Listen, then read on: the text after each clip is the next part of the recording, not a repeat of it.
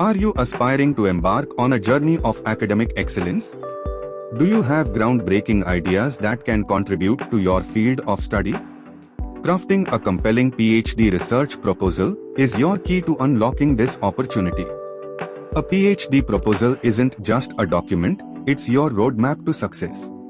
It's your chance to showcase the significance of your research, the scope of your project, and the methodology you'll employ. But how does it differ? Let's break it down. If you are applying for a university-advertised PhD, you might not need a separate research proposal. Your task is to align your goals with the program's objectives. However, if you are proposing your research idea as part of a PhD program application, a structured proposal is essential. Crafting a PhD proposal might seem daunting, but remember, it follows a common structure.